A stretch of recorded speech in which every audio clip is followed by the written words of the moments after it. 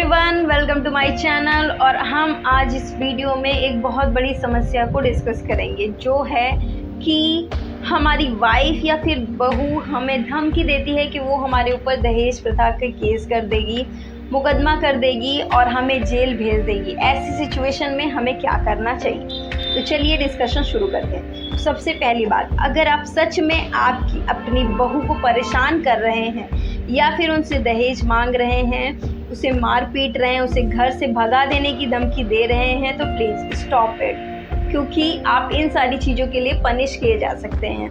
आपको जेल हो सकती है, बहुत स्ट्रिक्ट पनिशमेंट हो सकती है अगर आपकी बहू ने अच्छे से एक्शन ले लिया आपके अगेंस्ट तो। और दूसरी बात, अगर आप इन सारी चीज़ों को नहीं कर रहे हैं फिर भी आपकी बहू आपको परेशान कर रही है, तो फिर आपको क्या करना चाहिए? तो क्या आपको डरना चाहिए? तो बिल्कुल भी नहीं डरना चाहिए, क्योंकि अगर आप गलत नहीं हैं तो आपको डरना नहीं है। आपको सिर्फ क्या करना है, सही से प्रोसीजर को फॉलो करना है और अपनी बात को कोर्ट तक ले जानी है। आपको डरना नहीं है इस बात से कि आपकी बहू ने आपको धमकी दी है कि वो आपके ऊपर दहेज प्रथा का मुकदमा कर देगी, या फिर आपकी वाइफ आपको बहुत परेशान कर रही है, आप सिर्फ उसको इसलिए डिवोर्स नहीं दे पा रहे हैं क्योंकि आपको डर लग रहा है कि वो जो है आपको दहेज प्रथा के मुकदमे में फंसा देगी, या फिर क्रूएलिटी या डोमेस्टिक वायलेंस जैसे केसेस में आपको फंसा देगी।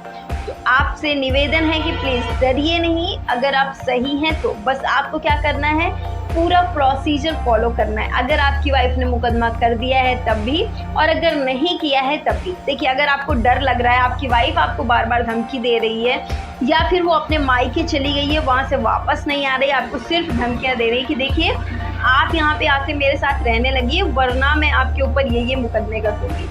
या फिर अगर वो आपको धमकी देती है कि आपके घर में ही रह के आपको धमकी दे रही है कि देखिए आप अपने पेरेंट्स से अलग रहिए, वरना मैं आपके अगेंस्ट ये मुकदमे कर दूंगी, आपके पेरेंट्स को फंसा दूंगी, या फिर ऐसे ही लड़ाइयाँ करती रहती है, तो उसमें सबसे पहले आपको करना चाहिए कि आपका जो नियरेस्ट पुलिस स्टेशन है वहाँ पे इन्फॉर्म कर देना चाहिए कि देखिए हमारी वाइफ है, हमें ऐसे ऐसे परेशान कर रही हैं, तो प्लीज़ इन्हें समझा दिया जाए, या फिर जो भी एप्रोप्रिएट एक्शन है वो लिया जाए इनके अगेंस्ट। अगर आपकी बात पुलिस स्टेशन में नहीं सुनी जाती है तब आप एसपी ऑफिस में एक एप्लीकेशन देंगे, उसमें आप अपनी पूरी एप्लीकेशन लिखेंगे। और याद रखिएगा, एप्लीकेशन डिटेल्ड एप्लीकेशन होनी चाहिए। सिर्फ ये नहीं होना चाहिए कि वो मुझे परेशान कर रही हैं, मुझसे कह रही हैं, बस ऐसे लिखकर आपने दे दिया और एक नीचे छोटी सी प्रेयर लिख दी। आपकी एप्लीकेशन डिटेल्ड होनी चाहिए, शादी से ले तक करके अब तक का पूरा ब्यौरा होना चाहिए। हो सके तो किसी अच्छे वकील से एप्लीकेशन को लिखवाएं, क्योंकि जो एप्लीकेशन होगी आपकी, वही आपका आगे कोई भी प्रोसीडिंग होगा तो उसमें उसी के थ्रू डील किया जाएगा।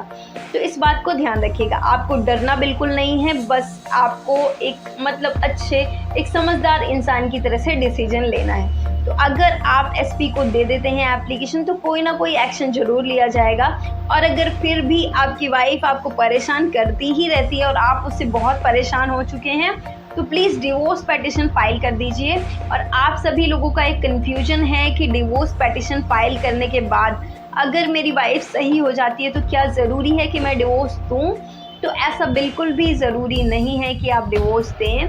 अगर आप डिवोर्स पेटिशन फाइल करने के बाद भी आप हस्बैंड एंड वाइफ में एकदम सुलह समझौता हो जाती है, आप लोग एक दूसरे के साथ रहना चाहते हैं, तो आप रह सकते हैं। डिवोर्स पेटिशन फाइल करने का मतलब ये बिल्कुल भी नहीं है कि आपको डिवोर्स लेना ही पड़ेगा।